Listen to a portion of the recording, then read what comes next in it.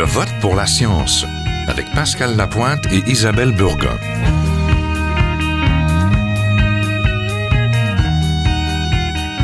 Bonjour à tous. Aujourd'hui à l'émission, nous allons revenir sur la déclaration de la députée de Vachon et candidate à la direction du Parti québécois, Martine Ouellette. Elle a annoncé en août dernier que si elle est élue, elle imposera des normes de tarifs et de vitesse aux entreprises de télécommunications qui fournissent l'Internet aux Québécois.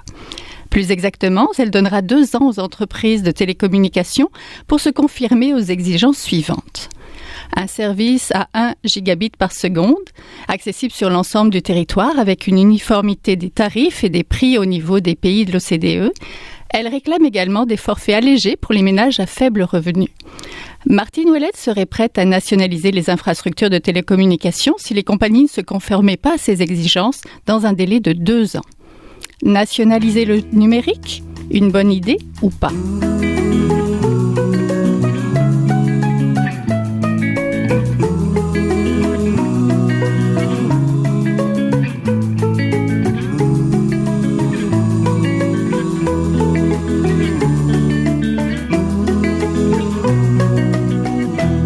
Pour en parler, rejoignons maintenant Claude Martin, professeur honoraire de l'Université de Montréal et professeur associé au département de lettres et communication sociale de l'Université du Québec à Trois-Rivières. Bonjour. Oui, bonjour. Professeur Martin, vous êtes économiste de formation, vous vous intéressez aux télécommunications et aux médias. Les nationalisations ne sont pas rares dans ce domaine. Ce n'est d'ailleurs pas la première fois qu'on évoque une prise en main de l'État, n'est-ce pas? Bien, dans certains endroits, certains pays, le développement même des télécoms a été fait par l'État. Et au Canada, il y a la Saskatchewan, par exemple, où il y a une compagnie provinciale qui gère le système téléphonique. Donc, c'est pas des choses qui ne se produisent pas. C'est très fréquent.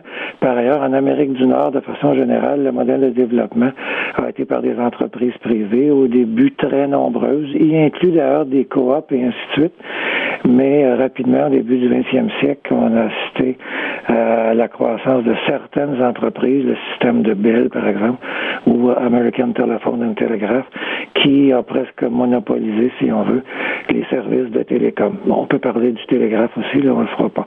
Donc, mais plus récemment dans l'histoire, les choses changent un peu et on voit apparaître une nouvelle forme de concurrence. Par exemple, dans le cellulaire, il n'y a pas seulement une entreprise, pour le branchement Internet aussi. Mais de toute façon, il y a beaucoup de modèles, beaucoup de performances, certaines bonnes, puis d'autres moins bonnes. Comment ça se passe en Saskatchewan? Eh bien, c'est une entreprise provinciale qui est là depuis très longtemps. Et plutôt que d'avoir une firme privée, tout simplement, dans une firme d'État, comme ici, on achète l'électricité d'Hydro-Québec, mais dans beaucoup de pays, on achète l'électricité d'une firme privée. Il y a et l'eau aussi, d'ailleurs, on pourrait parler de l'eau. Donc, il y a des avantages et des inconvénients à cette chose-là. La comparaison avec la nationalisation de l'électricité, Hydro-Québec, est-ce qu'elle tient la route? Est-ce qu'on peut comparer ça avec le développement d'Hydro-Québec? Oui, on peut, parce qu'il s'agit de gros systèmes complexes et avec des dimensions technologiques importantes. Maintenant, c'est pas le même genre de technologie. Si on parle d'un réseau, par exemple, de distribution d'Internet, la chose qu'on distribue, c'est pas du courant électrique, mais des bits. Et donc, ça évolue très vite, les caractéristiques technologiques du système.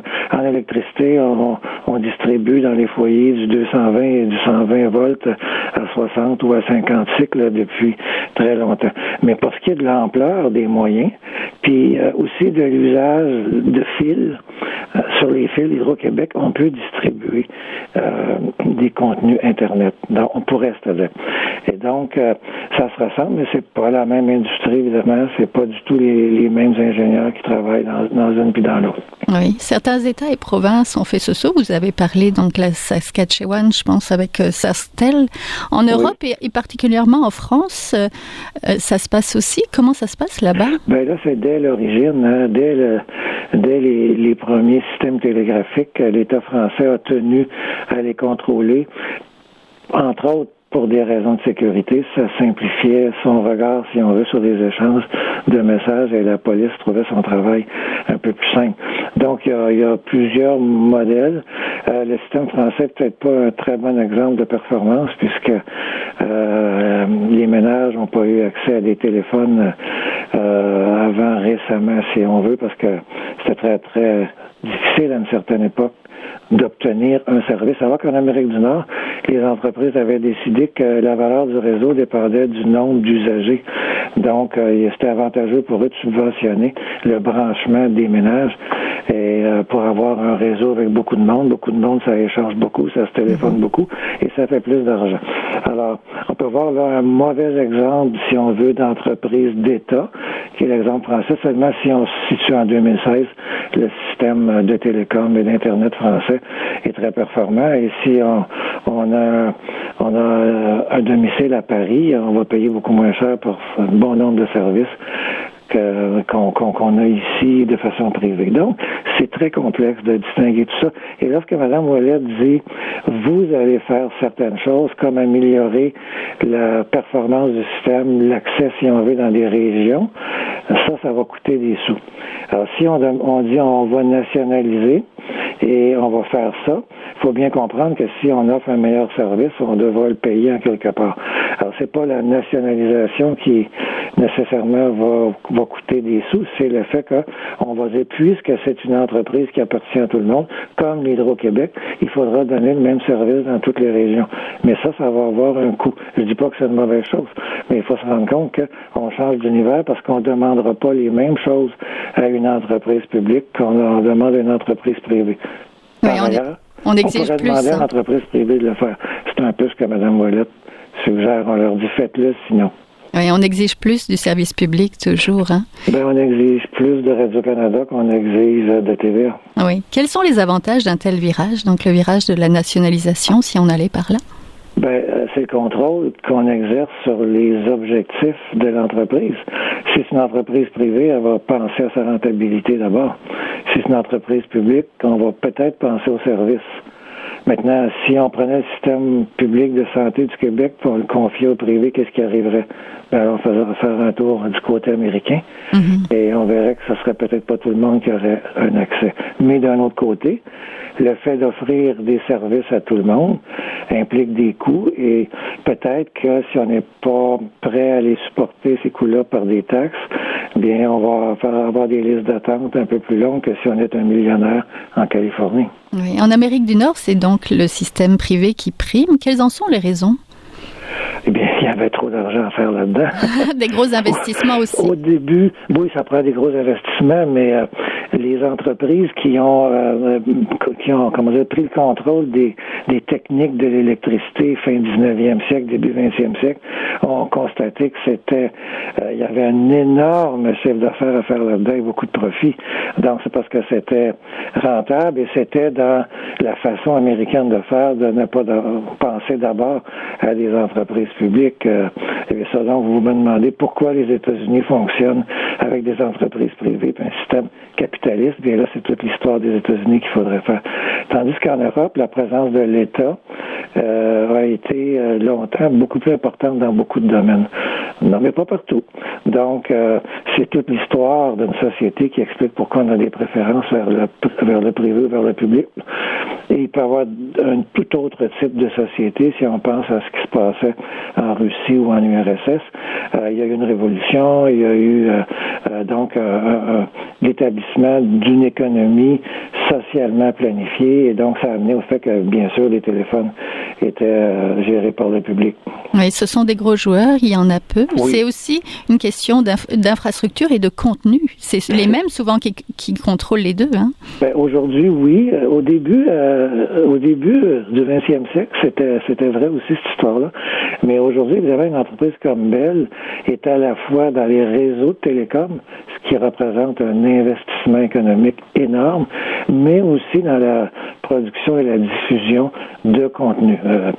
Québécois, par exemple, avec Vidéotron et dans les télécoms. Mais aussi est un producteur de contenu télévisuel et dans les journaux aussi. Donc, il y a un mariage parfois très facile à voir avec ça, mais qui fonctionne pas toujours. Bell Canada a perdu beaucoup d'argent avec la télé à une certaine époque. Oui. Donc, les réseaux de télévision et de radio ont besoin des télécommunications. Quand on parle de réseaux canadiens d'un océan à l'autre, c'est des systèmes de télécom, ça. Et ça, c'est un système privé. Mais le premier client, c'était les réseaux de télévision. Donc, il y a des liens entre tout ça qui sont très, très forts. Tout ça, c'est de l'électricité. Il y a différents enjeux qu'il explique, que ce soit des gros joueurs, mais c'est une question aussi de géographie. Il y a un vaste territoire, des régions éloignées et une population peu dense, n'est-ce pas? Ce sont des gros joueurs, d'une part, parce que au début du système, on a constaté que les centraux téléphoniques, par exemple, étaient beaucoup plus économiques s'ils étaient plus gros. Donc, ça revenait moins cher par appel. Donc, il y avait un peu une structure mécanique qui poussait vers ça. Mais si on prend l'exemple canadien, évidemment, la géographie compte. C'est un peu le problème des chemins de fer aussi. Entre Montréal et Vancouver, il y a une grande distance. Et la densité de population n'est pas égale partout. En Europe, la densité de population est beaucoup plus forte. Donc, ça, en principe, ça permet d'avoir des coûts de télécommunications plus bas. Mais d'un autre côté, au Canada, les télécommunications sont essentielles parce que voyager entre Montréal et Vancouver, c'est long. D'où l'importance du télégraphe, puis du téléphone, puis ainsi de suite. Donc, on est un pays qui, à la fois, avons développé les télécoms, mais souffrons pour son développement des distances et de la géographie et de la densité. Donc, il fait que, en même temps, ça nous coûte passablement cher. Oui, il me semblerait que ça soit plus politique que scientifique comme virage ou technologique comme décision, ne pensez-vous pas? Lorsqu'on parle de choses de cet ordre-là, ça peut être les chemins de fer aussi, c'est à la fois économique et technique, combien ça coûte, comment ça fonctionne, et ainsi de suite, et scientifique. Hein, ça a pris la science d'abord pour comprendre c'était quoi l'électricité, mais c'est aussi très politique parce que quel service on donne, et qui va le payer et de quelle façon. Est-ce qu'on va subventionner des systèmes? Est-ce qu'on va aider des familles à faible revenu ou pas? On a vu que le privé a été capable de le faire d'une certaine façon pour l'accès au système téléphonique. Mais aujourd'hui, c'est pas comme dans ma jeunesse où on payait 12 $ par mois pour être abonné au téléphone. Aujourd'hui, une famille avec des enfants va payer 400 $ par mois pour toutes ces formes de télécommunication. 400 $ par mois qui rentrent chez les compagnies de télécommunications, c'est beaucoup d'argent. Donc, la géographie fait partie de ça, mais les décisions politiques, à savoir est-ce qu'on va subventionner ou pas, est-ce qu'on va forcer les entreprises à faire de l'inter-subventionnement. Longtemps, par exemple, les interurbains ont subventionné le service de base. Ça coûtait 12 $ par mois, parce qu'à chaque fois qu'on appelait ses parents à Trois-Rivières, ça coûtait très cher. On a baissé, on a fait entrer la concurrence dans les interurbains et le reste du système, évidemment, est devenu de plus en plus cher. Alors, c'est ça, les décisions sociales et politiques majeures. C'est comme décider qu'on a une télévision publique ou pas, ou qu'est-ce qu'on fait avec la presse écrite. Oui, ça dépend du type de société qu'on désire voir advenir. Alors, on était en compagnie du professeur Claude Martin de l'Université de Montréal, professeur associé au département de lettres et communication sociale de l'Université du Québec à Trois-Rivières. Merci. De rien. Au revoir. Au revoir.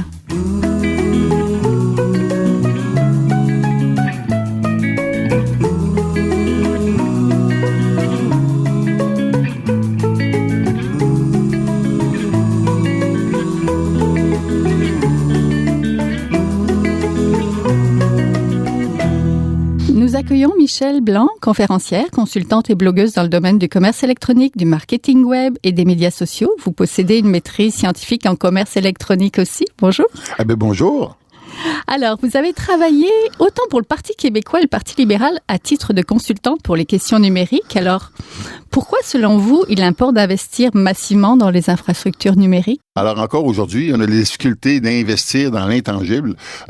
Pourtant, si on prend la valeur de Facebook, par exemple, mais la valeur de Facebook, on s'entend que c'est assez astronomique et c'est basé sur des brevets, c'est basé sur de l'intangible. Malheureusement, quand on parle des infrastructures numériques, évidemment, qui sont ce qui sous-tend le développement de toute cette révolution numérique qu'on vit partout dans le monde. monde, ça fait partie un petit peu de cette incompréhension collective de ce qu'est l'intangible. Et souvent les gens ont l'impression que ce serait de l'argent dépensé inutilement, alors que, à mon point de vue, c'est capital et c'est ce qui va faire la différence entre d'ici 10 à 20 ans, est-ce qu'on va faire partie du tiers-monde numérique ou si au contraire, on va être une des nations qui va vraiment avoir pris sa place dans ce nouveau paradigme qui change absolument tout. Il va y avoir sur le site web les articles que vous avez écrits, notamment sur la question. Il y a des enjeux aussi de taille. Il faut aussi, vous l'avez écrit, corriger les failles du libre marché. Oui. Il faut aussi remplir la mission de l'État. La nationalisation, ça pourrait apporter des bonnes choses, des corrections. Oui. Vous parlez de la nationalisation des infrastructures numériques? Oui. Oui, écoutez, il y a plusieurs avenues. La nationalisation, c'est une des avenues. C'est une avenue qui, évidemment, a ses mérites du fait que de plus en plus, on considère que les infrastructures numériques, quand je parle d'infrastructures, pour que les gens comprennent bien, là, je parle du tuyau dans lequel passe Internet. Et ce tuyau-là, idéalement, devrait être de la fibre optique. On se rend... Là, j'ai perdu la question, ça va bien. J'explique tellement que je me mêle dans mes explications. C'est ça. On parle d'Internet aussi haute vitesse. Oui. C'est ça, de très large bande. C'est ça, je reviens. Pourquoi la nationalisation? C'est que, voyez-vous, c'est un bien public. Un peu comme les autoroutes. Oui. Les autoroutes, si on regarde l'histoire de l'électrification au Québec, l'histoire des routes au Québec et évidemment l'histoire du numérique au Québec, il y a beaucoup de parallèles, de corollaires qui sont faits. Et je disais dernièrement justement dans MIT que même les États-Unis sont très très en retard. Si on compare par exemple à la Corée, si on compare à la Suède, à la Norvège, à l'Australie même. Oui. Quand les routes ont été développées aux États-Unis, il y a des gens des entreprises qui avaient décidé, eux, de payer les routes parce qu'ils se rendraient compte que ça serait pratique pour la livraison de leurs produits ou la réception de leurs produits. Et comme ça, évidemment, ils participaient au bien public en finançant des petits bouts de route. Puis évidemment, à un moment donné, le gouvernement a pris la place et a financé les autoroutes qu'on connaît aujourd'hui. La même chose s'est produit au Québec. Le problème avec le numérique, c'est que les grands centres sont plus ou moins bien servis, avec une situation oligopolistique qui est contrôlée par quelques joueurs qui s'entendent pour ne pas en faire plus qu'il faut, parce qu'évidemment, c'est plus rentable de donner des services moyennement médiocres à des prix exorbitants. Alors, le gouvernement, pas rien qu'au Canada, mais partout dans le monde, a une obligation de servir, entre autres, les régions qui ne sont absolument pas servies au moment où on se parle, ou qu'ils sont de manière absolument affreuse. Maintenant, cette obligation-là, elle peut se faire du côté réglementaire, mais le côté réglementaire, le problème, c'est que, évidemment, les capitaux, ils doivent venir de quelque part. Et ça peut se faire aussi au niveau financier. Donc, la nationalisation serait une avenue pour remplir la mission d'offrir aux citoyens des services. Puis vous savez, il y a une différence entre des services de base et des services de pointe. Pour l'instant, on n'a même pas des services de base quand on est en région, encore moins des services de pointe. C'est quoi les services de base? Le service de base, c'est d'avoir au moins un lien Internet. Et vous savez, longtemps au Canada, on se targuait d'avoir de la haute vitesse qu'on définissait à 1,5 mégabits par seconde, alors qu'à plusieurs endroits, on a du 1000 mégabits seconde. Alors, entre 1000 et 1, je pense que la grosseur, les gens voient tout de suite un petit peu c'est quoi. Maintenant, 1,5 mégabits seconde, je veux dire, vous pouvez pas faire jouer de vidéos chez vous sur Internet. À 5 mégabits seconde, vous commencez à faire jouer des vidéos chez vous, mais évidemment, très souvent, ils vont bloquer le temps que la vidéo charge. Et si on parle de 100 mégabits seconde, on commence vraiment à être assez bien équipé. Et 1000 mégabits seconde, on n'a pas besoin de ça au moment où on se parle. Par contre, le coût de développer un service à la grandeur de la province, par exemple, un coup que tu passes des fibres optiques, la question, tu penses pas pour les 2-3 prochaines années, mais il faudrait que tu penses pour les 10 à 20 prochaines années. Et dans les 10 à 20 prochaines années, c'est définitif que le 1000 mégabits seconde va être atteint. Okay. après ça, évidemment, il y a plein de raisons pourquoi on devrait investir là-dedans. Nommément, vous savez, si on prend des exemples là, de chiffrés pour que les gens comprennent, moi, j'habite une localité qui s'appelle Chaudsey, qui a 300 km². Notre maire avait fait faire une étude préliminaire pour mettre la fibre optique à la grandeur de la municipalité et on parlait d'un coût de 8 millions.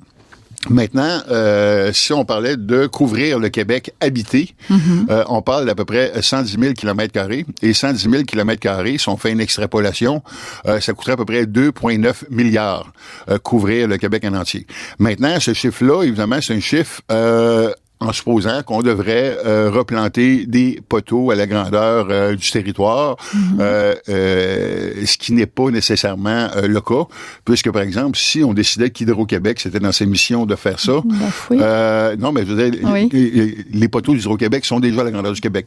Alors, si on disait, on va passer sur les poteaux d'Hydro-Québec, ben évidemment, on vient de réduire les coûts. En plus de ça, les gens ne le savent peut-être pas, mais Hydro-Québec est le plus grand détenteur de fibre optique au Québec, plus grand que toutes les compagnies de télécommunications mis ensemble, parce que le système électrique d'Hydro-Québec est déjà supervisé par la fibre optique qui couvre la grandeur du territoire. Alors, ça serait logique de donner à Hydro-Québec la suite de la fibre optique. Maintenant, évidemment, notre ministre Anglade a déposé une stratégie et là, ils sont en consultation. On pourrait dire qu'on fait des PPP, alors on fait un espèce de consortium avec des entreprises privées. On pourrait donner tout simplement l'argent aux compagnies de télécommunications et dire investissez à notre place. On pourrait nationaliser. On pourrait aussi, et ce qui semble être une orientation privilégiée par le gouvernement, donner cet argent-là aux municipalités régionales de comté. Et dire, vous savez les besoins, faites-le à notre place. Le problème avec ça, évidemment, c'est que on entretiendrait une disparité régionale parce que c'est pas toutes les MRC qui ont la compréhension et qui ont les intérêts et qui ont les capacités d'installer de telles technologies. Alors, on pourrait avoir une MRC où ça serait extrêmement bien fait et d'autres MRC où ça serait de la merde. Et ironiquement, ce que pourrait faire aussi le gouvernement, sans nationaliser, c'est-à-dire, on installe la fibre optique à la grandeur du Québec et on va compétitionner les entreprises qui sont déjà là. Un peu ce qui avait été fait étonnamment au Manitoba avec Manitoba-Tel au début du siècle, qui ont décidé qu'on compétitionnait les compagnies de téléphone. Alors ça, ben évidemment, on sauve de l'argent parce qu'on n'est pas obligé de racheter les installations des autres. On installe les nôtres et on les compétitionne. Et là, ben, ça fait une émulation dans le marché. Oui.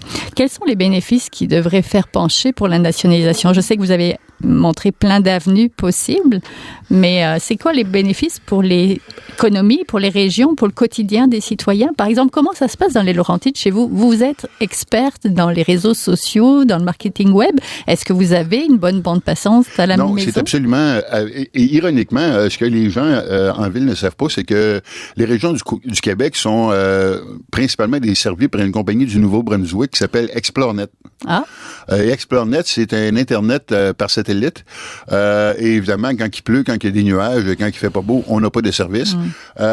Et on dit qu'on nous vend du 10 mégabits seconde, et plus souvent qu'autrement, c'est du 3-4 mégabits seconde, à des prix exorbitants, avec un plafond de données. Alors évidemment, on dit, vous n'avez pas le droit de télécharger plus que tant de gigaoctets par mois. Quand vous arrivez à votre limite, on coupe le lien Internet, ou vous devez téléphoner et dire, ben là, je suis prêt à payer pour que tu m'en livres plus.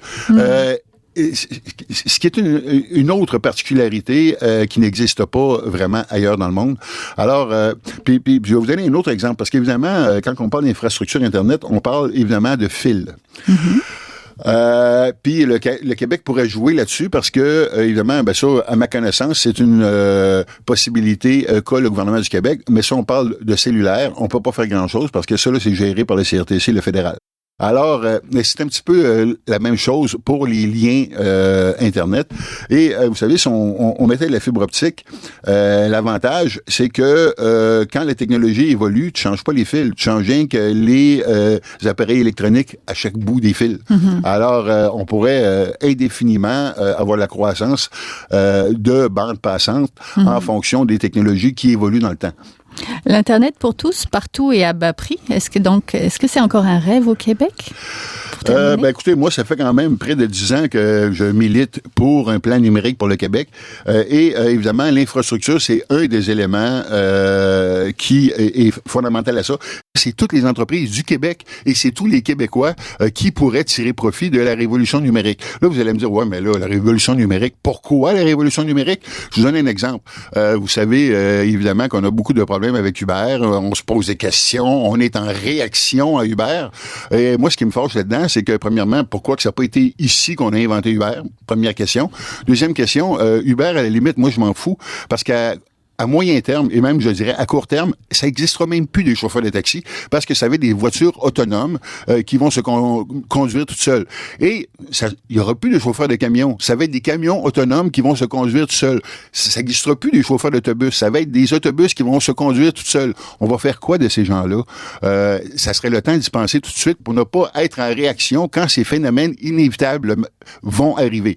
Et là, je vous parle des chauffeurs de camions, d'autobus, de taxi, mais c'est vrai pour une foule incroyable de métiers qui vont disparaître au profit d'autres métiers qui vont apparaître. Et pour profiter de ces métiers qui vont apparaître, évidemment, il faut être prêt. Et pour être prêt, ça prend une infrastructure. Et vous savez, le numérique, ça touche la santé, ça touche l'éducation, ça touche évidemment l'écologie, le gouvernement dans la prestation de ses services comme tel. Bref, ça touche notre société en entier.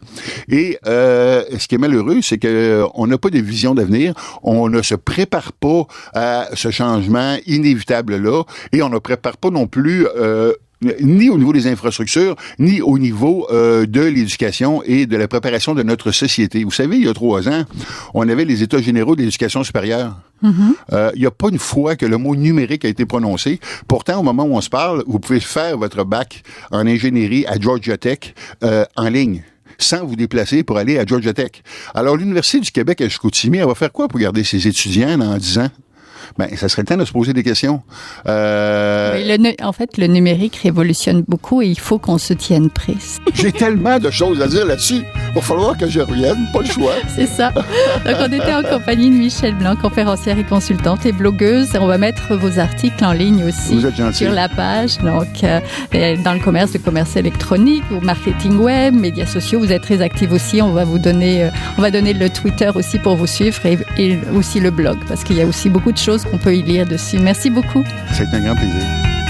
C'est tout pour cette semaine. Je vote pour la science. C'est une production de l'agence Science Presse avec Radio VM. À la régie, Cynthia Lemoine et Daniel Fortin. À la recherche, Mathieu Fanière. Vous pouvez réécouter cette émission à l'antenne de Radio VM ou encore en podcast sur le site de l'agence Science Presse et nous suivre bien sûr sur les réseaux sociaux. Écrivez-nous. À la semaine prochaine. De ceux pour qui les progrès de la bioinformatique ont préséance sur le sens biologique et pour qui la grosse science constitue la seule logique. On y parle de génome, de transcriptome et de spliceosome, de traductome, de protéome et de foldéome, de kinome, de protéasome, mais pas du glaucome de Guillaume, de signalosome vers les lysosomes, et puis E.T. phone. Des milliers de candidats qui montent et qui descendent en fonction du stimulus duquel ils dépendent. Pendant que Dr.